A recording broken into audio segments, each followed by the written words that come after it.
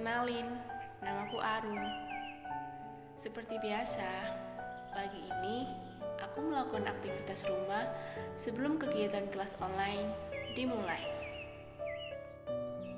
Kelas online terdengar membosankan memang, karena selama pandemi ini aku dan teman-teman hanya bertemu dalam layar alias virtual.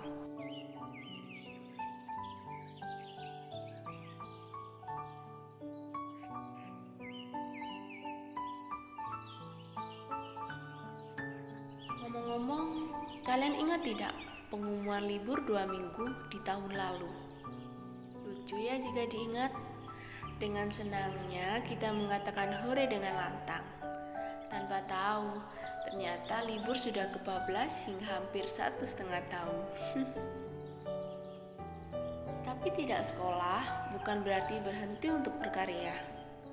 Makanya aku memilih mengisi waktu luangku untuk mengikuti bela diri, karena aku juga ingin mengembangkan bakat dan minatku. Oh iya, aku hidup di Desa Puspo, desa yang terletak di Kabupaten Pasuruan, Provinsi Jawa Timur. Jika berada di sini, jangan kaget jika melihat remaja putri yang dipanggil ibu oleh seorang anak. Karena di sini tradisi nikah muda sudah menjadi hal yang biasa. Karena menikah dalam usia yang terlalu muda, maka menyebabkan tingkat perceraian di daerahku tergolong tinggi.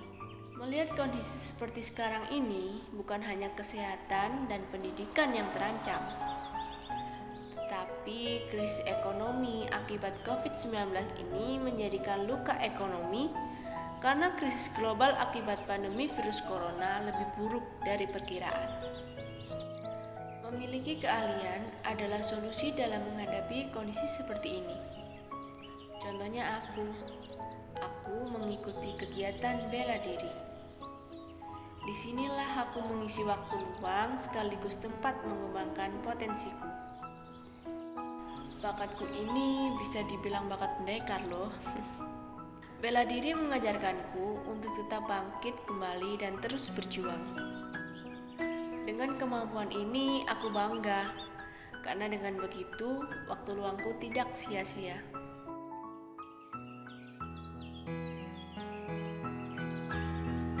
Nah, di zaman pandemi seperti ini banyak hal yang aku lihat dan aku tahu bahwa masih banyak orang yang menyia-nyiakan tenaga, uang, dan waktu untuk hal yang kurang bermanfaat.